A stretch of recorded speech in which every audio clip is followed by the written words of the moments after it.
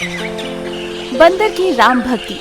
एक बार की बात है, एक घना जंगल था। जंगल का राजा शेर अपने बेटे सिम्हा और शेरनी के साथ रहता था। शेर का एक मंत्री था बंटू, और वो एक बंदर था जो थोड़ा बहुत नटखट तो था पर मन का सच्चा था। बंटू राम जी का बहुत बड़ा भक्त। वो हमेशा राम जी का नाम जपते रहता था और उसी में इतना मगन हो जाता कि अपने आसपास के माहौल को ही भूल जाता। एक दिन ढोलू राम का नाम लेते हुए जंगल में घूम रहा था। जय श्री राम, जय श्री राम, जय श्री राम। कि तभी रास्ते में उसे लोमड़ी रोती हुई नजर आती है।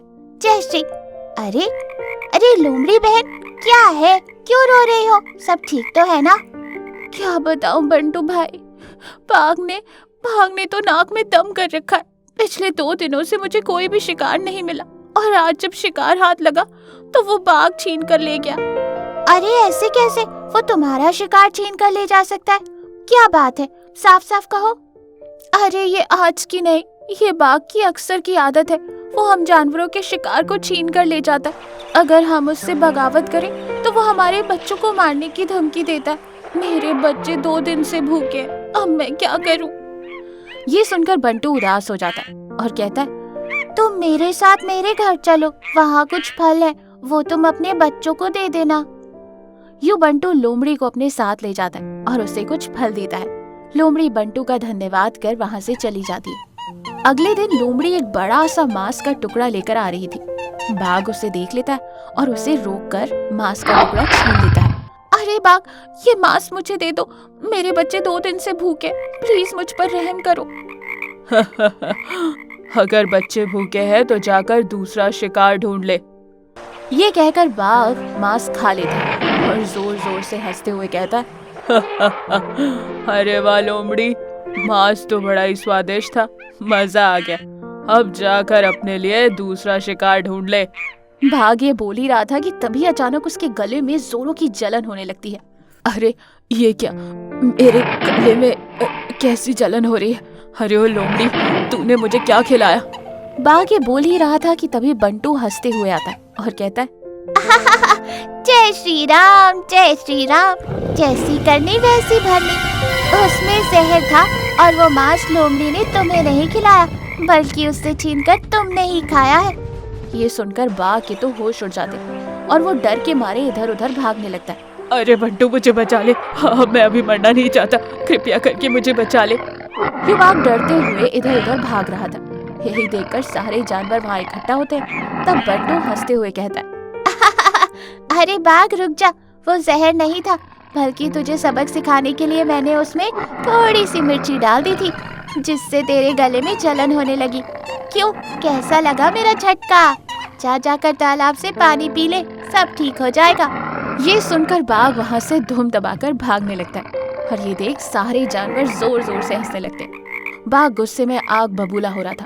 वो तालाब के पास पानी पीते हुए अपने मन में सोचता है, अरे ओ बंटू, तेरी ये मजाल कि तूने सारे जानवरों के सामने मेरा मजाक उड़ाया, मैं तुझे नहीं छोड़ूंगा।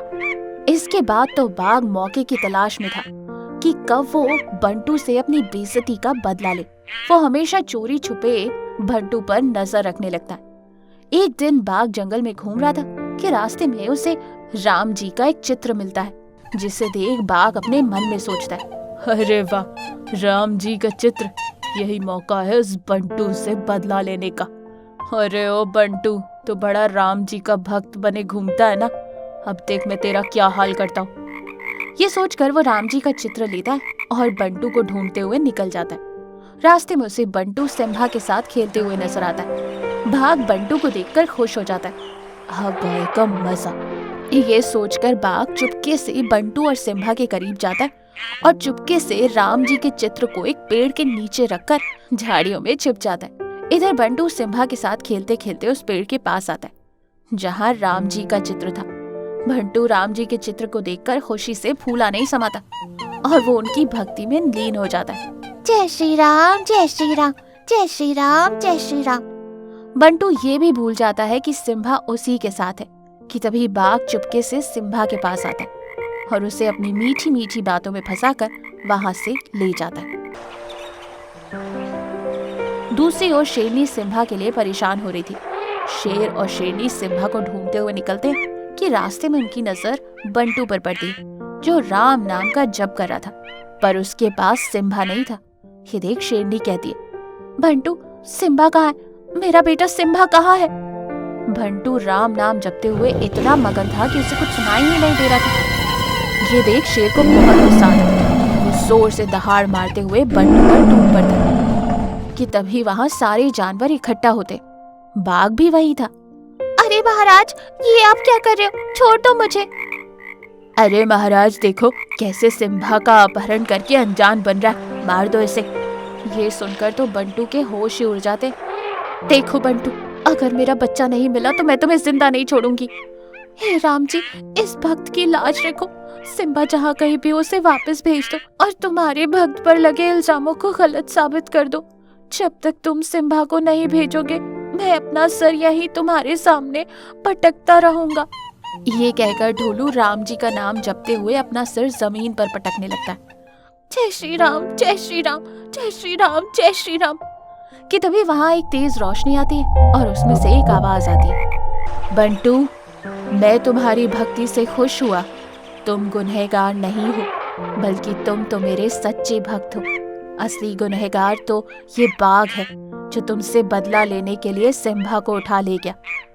राम जी के कहते ही सिम्बा वहां भागते हुए आता है और शेर और शेरनी सिम्बा को देखकर खुश हो जाते हैं। और ये सब देखकर बाघ वहां से भागने की कोशिश करता है, पर शेर तुरंत उस पर हमला कर उसे मार डालता है और बाघ के मरते ही वो रोशनी गायब हो जाती। बंटू राम जी का धन्यवाद करता है और इस तरह बंटू की सच्ची राम भक्ति बंटू की बेगुनाही का सबूत बनती है।